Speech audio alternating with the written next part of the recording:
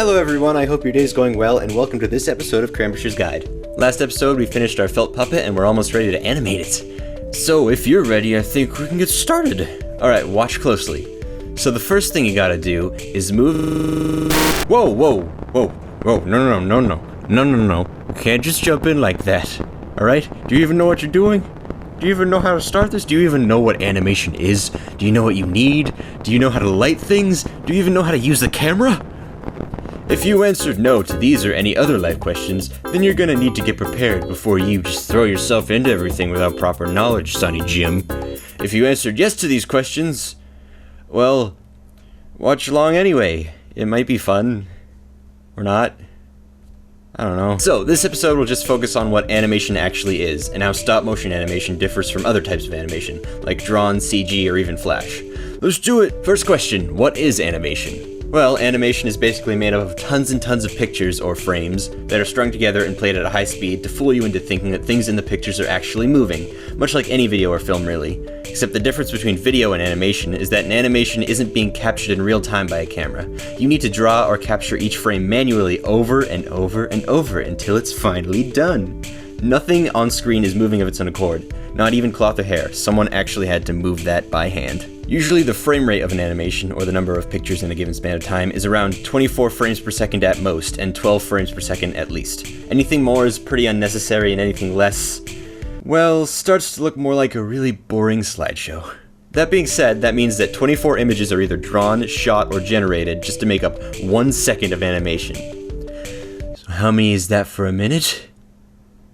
Ugh. What about an hour?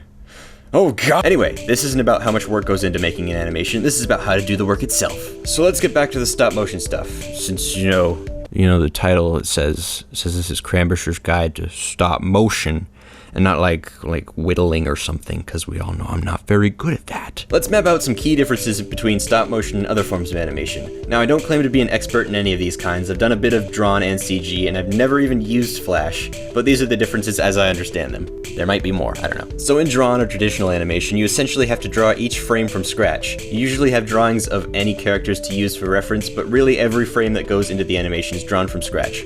Usually the frames that are drawn first are the keyframes, which are the main frames of the action taking place. These may be the first and last frame of the action, and maybe the middle frame afterwards. This helps to keep all the proportions and sizes of the objects as intact as possible, and then the animator goes and draws the in-betweens to fill in the action and make it nice and smooth and buttery. If you screw up on a frame, you can just go back and erase the mistake, and it'll be all set. In some cases, if an action is repeating itself, or you're short on time, you can recycle the frames. You can see this if you watch a character on like SpongeBob or something talking.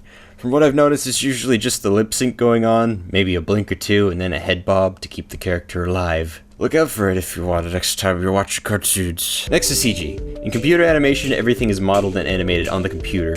Because, I mean, it's computer animation. If it would be called computer animation if everything wasn't on the computer now, would it? Once those objects and characters are modeled, they can be used over and over again as many times as you like. Like drawn animation, the keyframes are probably laid out beforehand and all that, but instead of drawing out the character over and over, you just have to position the character model each time, a lot like stop motion. But this time you have the option to use tweening, which fills in frames between the keyframes for you. Oh, happy day! And since you can scroll back and forth through every single frame in the entire animation, you can go back and fix whatever you want. Oh, joy! But, and you may not agree with me, to me computer animation sometimes feels a little too perfect. And when I see a computer animation, I don't really think about the time and effort that went into making it as much. I mean, I should, because obviously a lot of time and effort went into it. A human being put their time into it, but it doesn't show that much.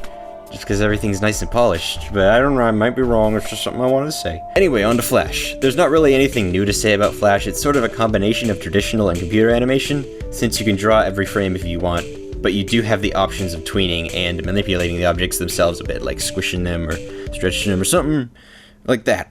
Finally, on to our good old friend stop motion animation. So, like computer animation, as I said, you usually only model characters and objects once. Well, unless they eventually break or you need multiple copies at one time. You also don't really have the option to use keyframes or tweening or going back to fix something. You can only animate straight ahead, frame by frame.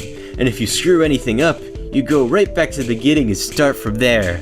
There are some exceptions to this, like replacement animation, which we'll get into, but for the most part, that's how it is. Now, after that being said, you might be thinking, why would anyone want to animate in stop motion when all the other kinds are so much less risky and stressful? Well, there's some sort of love for everything on the screen being real.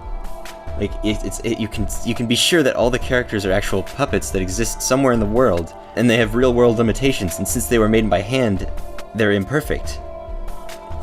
And they were hand-animated by an imperfect human in an imperfect way, which, I don't know. It's more inviting than letting a computer do a lot of the work for you, at least to me. Now that doesn't necessarily mean computers aren't involved in the process nowadays. Next episode, we will focus on the program DragonFrame and how it helps in the animation process. And we will also go over any other equipment you may need to get a few steps closer to actually doing a thing. Woohoo! Alright, that's all of the key differences between each kind of animation and what animation is. So that's it for this episode. I hope you enjoyed. Stay tuned for the next part and I'll see you in the future. Thanks for watching and take care. Bye-bye.